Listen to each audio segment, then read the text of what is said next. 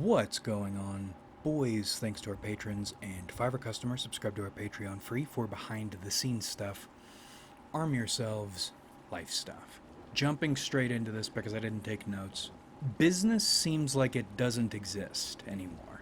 What you're doing when you try to, quotes, get into business is not building a business. It's more like you're fashioning a piece of farming equipment you hope you can sell to an actual farm, an actual operation. A business is no longer an operation. Okay, now we can slow down. Now, I'm not a business minded person, but considering my position, I need to deal with business a lot, and the people I deal with do business a lot. And maybe it's always been this way, but I don't feel like it's always been this way, and if it has, then this is all kinds of fucked up. Business does not exist anymore. Or maybe it never did. Business, in the sense, you put together an operation that serves consumers or even serves other businesses. Now, in business, in nonprofits, in corporations, you do those things, but in no way are those things sustainable or are growth oriented, I mean. Maybe you break even, maybe you even become a little bit wealthy, but you will not ride your business to the moon in the old-fashioned way of keeping it in the family, staying on top of things. That seems not to exist anymore. Once you're at this level, it seems like the only people who matter are either private equity companies or whatever they are, or very, very wealthy individuals. They're the ones you are focusing on. There's no longer such a thing as finding your place in the ecosystem or in your community or even serving your community as a nonprofit and making it, making your own way or making a difference. The traditional ecosystem is no longer something that on its own, the pond on its own, the ecosystem on its own, can even support businesses outside really big corporations. The ecosystem or the human population seems like it exists as an excuse for businesses to exist so they can try to court these extraordinarily wealthy groups or people. Because I think there is value to be extracted from the ecosystem, from the population, but we've reached a point, money is so tight, people are so hard up, to extract wealth from them in any productive way, you need to have a huge, hyper efficient operation. And that's no longer something a small to mid level corporation or company can do on its own anymore. It's co ops. It's almost like you need, if you don't want to go the courting the ultra wealthy route, you need to be in some kind of a business co op, which is what you would think a chamber of commerce is, but that's not the way a chamber of commerce works. A chamber of commerce is its own little business trying to court the ultra wealthy. And their value proposition is better control over other businesses just like it. We've been referencing Django a lot recently. It's some black slaver shit. I really don't like chambers of commerce. So what you're doing as a business owner or as a nonprofit director or board is you're trying to prove to people with lots of money your organization can fit into one of these hyper efficient value extraction systems if funded and coordinated correctly. And again, that's even if you succeed in doing that or become efficient or somewhat profitable without this larger support, you'll run into a ceiling very quickly, and that's because you don't own the water you're swimming in. Because see, it's a join or die proposition with these gigantic fish so large they aren't even in the ecosystem, quotes. Because if they want to fuck you, they have so many ways to fuck you. In other words, there's not just a ceiling, there's also a timer. A timer in the sense, if you don't find a way to make yourself sustainable, you go under, obviously. But also, if you do find a way to make yourself profitable, the timer for how long you have to sell out before you get pushed out. If you somehow manage to become profitable, you aren't even allowed to exist long term. And maybe that's depending on where you are. Maybe there are areas in which businesses like these can persist longer term. But even that's on a timer, it's just on a different time scale. How much longer do you think you'll be allowed to persist like this? All this to say, if you're going into business to make money, there is only really one way things can go in a winning way. And that's for your company to get bought up if you're in the for-profit world and you walk away with a chunk of money, which is technically a win, but it won't be enough money to, even if it's a lot of money, it won't be enough money really to matter. If you didn't, or if part of your selling out didn't involve your getting into the club, you can have millions of dollars. It's funny money. All you can really do at that point is find a way to carve out a place for yourself to sit until you die. Congratulations. Or you can try to make another business and dump all of your money into. Dump all of your. It's like you win the lottery and then you spend all the money trying to win the lottery again. And maybe you do win the lottery again, but probably you won't.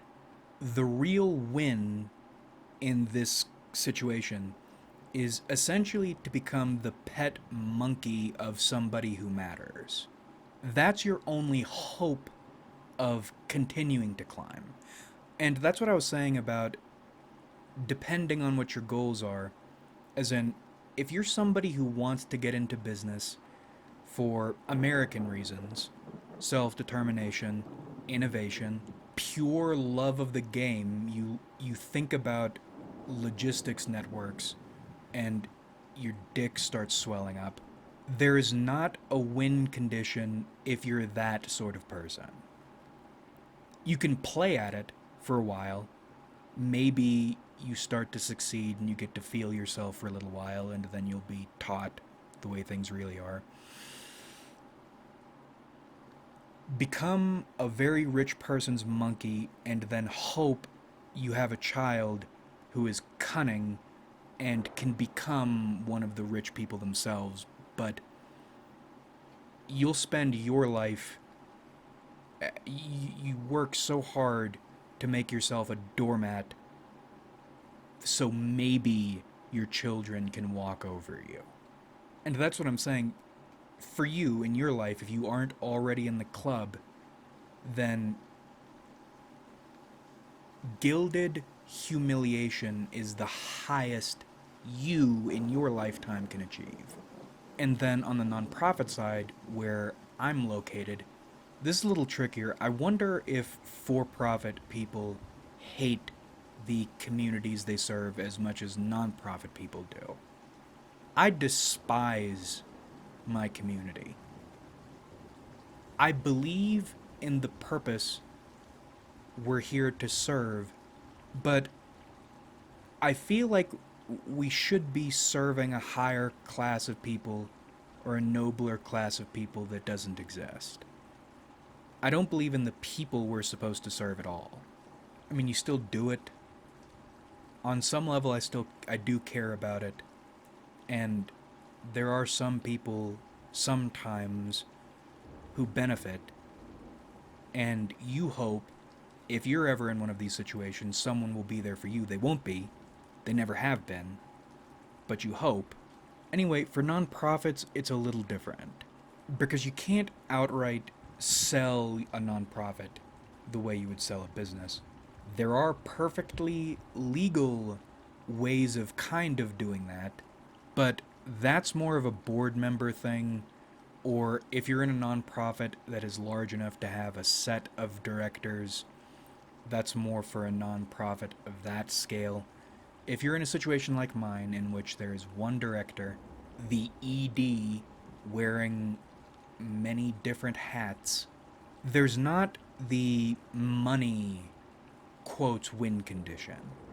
Now, the ultimate win condition is still the same as with for profit, which is getting into the lodge, but there's no minor win condition here. Because let's say you do manage to get some ultra wealthy donor on board or something. You're thinking, well, okay, now we're funded. That means my job and my salary, most importantly, are secure for a long time. And if you're thinking that way, you're really dumb, and I sympathize. I'm telling you this for strategic reasons. You should not anything you do with nonprofits, you should not be thinking about longevity. It's you need to go in with an idea of what you want to get, and you need to get it as much as you can as quickly as possible.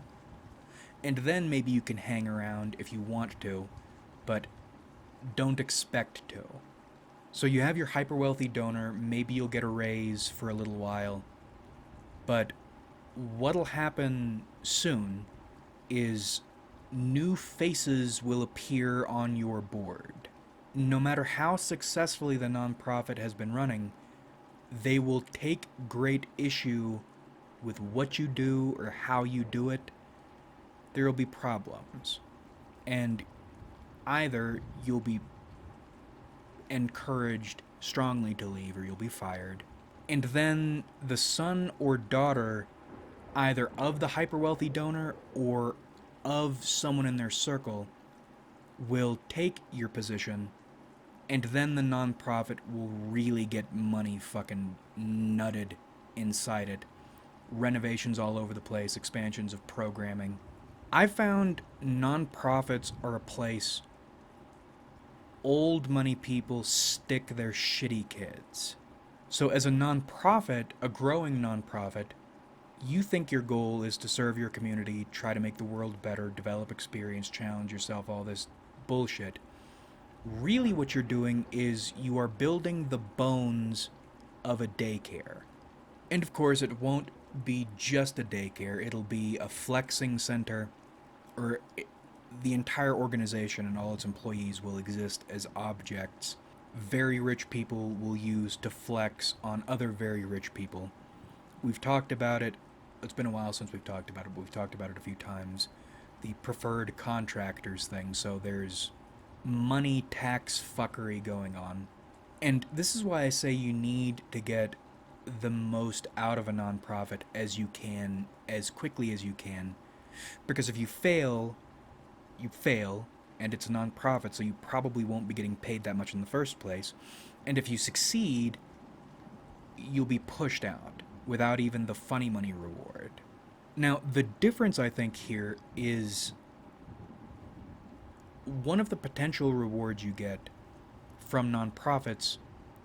I think it's harder to get a formal invitation to the club if you succeed through a nonprofit. But you develop enough connections, getting that invitation properly through other endeavors becomes easier. You've been watching the channel for a while, you know what I am and how I am. I'm able to recognize the value of the contacts I'm making, and I'm able right now to use them to do things. Some things, sometimes. Winning would still mean for you being some rich cunt's monkey. That's the way I'm having. Okay, I figured out how to say it. The nonprofit route is a lot less like a lottery. It's a game and you can play it to get where you want to be. I'm bad at playing that game. You would think in the for-profit world it would be the opposite. It would be less like the lottery. But what I've found in for-profit ventures is business people like hurting one another. And non-profit people like hurting one another too. But I mean, 99.9% of people in business will try to destroy you. In nonprofits, you do still have a high percentage of people who will try to destroy your life, but it's maybe 65%. Well, actually, no. Realistically, let's say 72 or 3%. And, but those other people who are not trying to kill you, those are the people in higher positions of power who can be played, maybe even want to be played. It makes them feel important to be played because they're just that stupid. They just don't know. Or rarely even people who want to help you for some reason. These are not, these sorts of people typically are not the ones who can make you a little dancing monkey, as in they aren't in the club, but they know a lot of people who are in the club.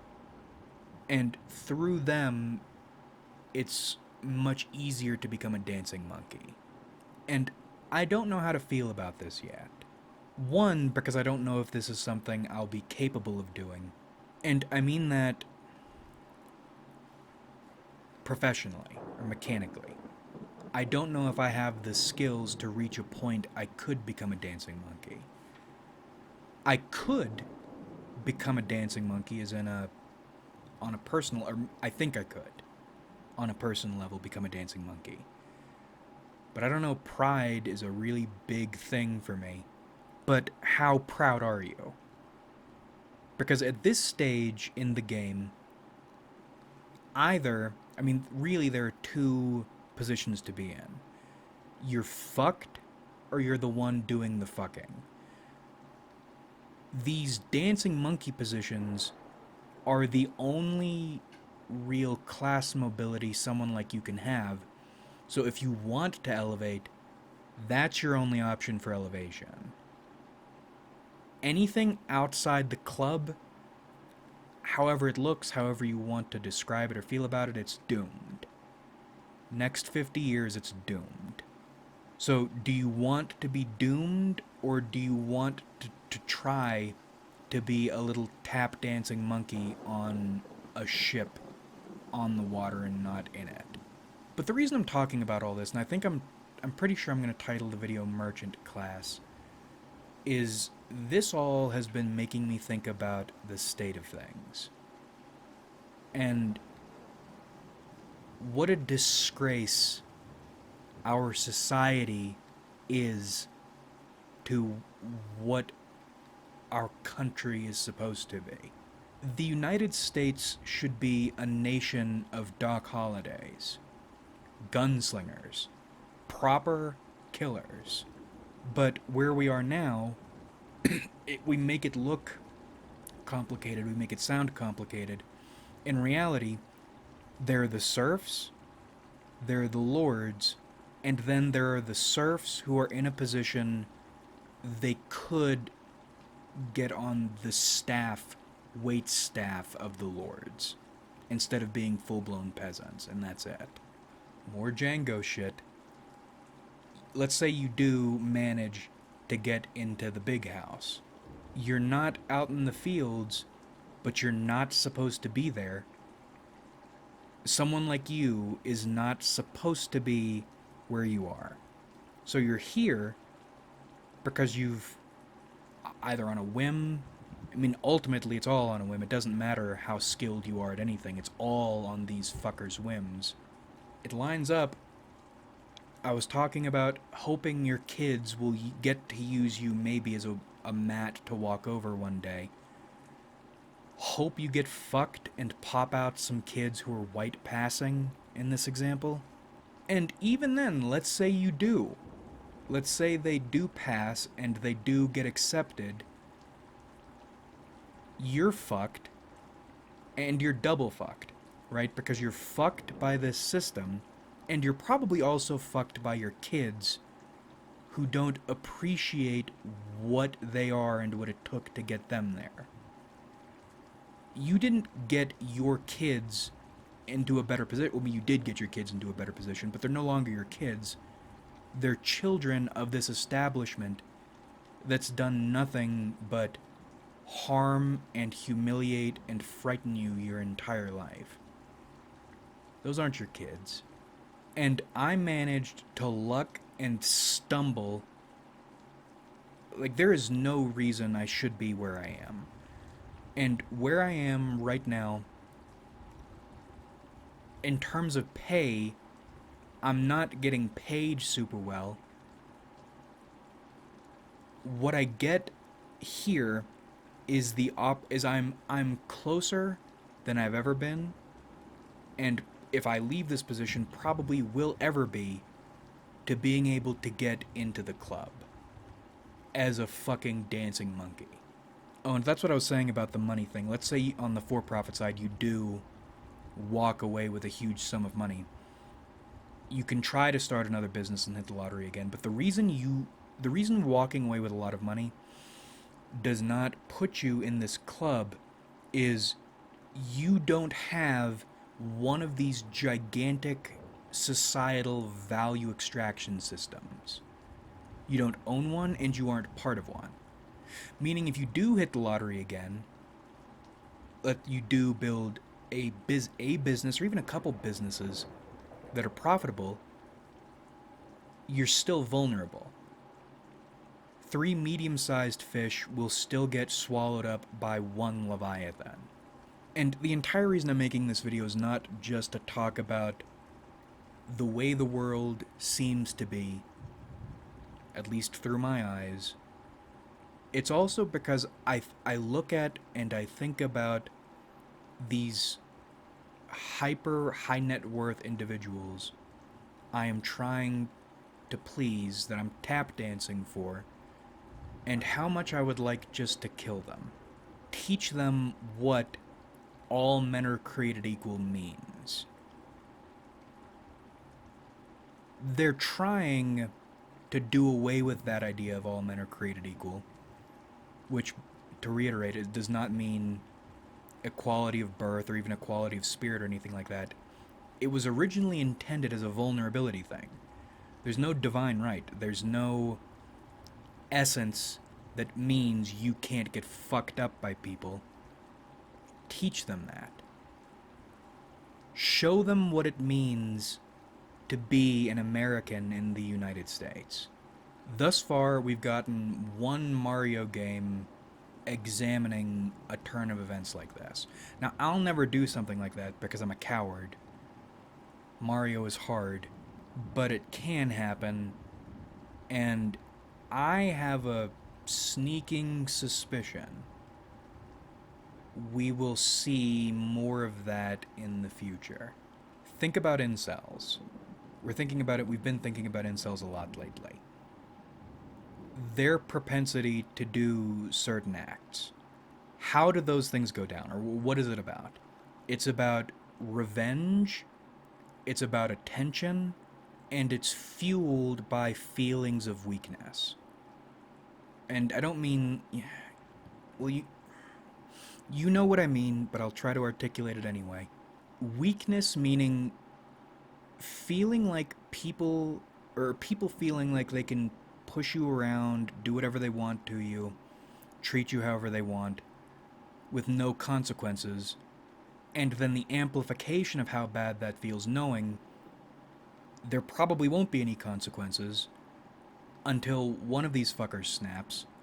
I think, this is my little theorizing, I don't think we're going to see as many of these societal vengeance events anymore. I mean, sure, they'll still go on. I think we're going to see a lot. That process, I think we're going to see acted out in a Super Mario way by the exact same people. Devils yesterday, angels tomorrow. And I reiterate, I say again, I'm a coward. I will never do something like this. And I don't want to do something like this because that would be a good thing that would help society, and I really want to see everybody fail and just be miserable. I want your lives to be miserable. Maybe I'm more of a traditionalist in that sense. And I also don't recommend anybody go out and do something like this. I strongly discourage you from doing it. Why should you throw your life away to help people who are awful and ugly and would laugh when bad things happen to you? Fuck them. Let the severely mentally ill do this for you.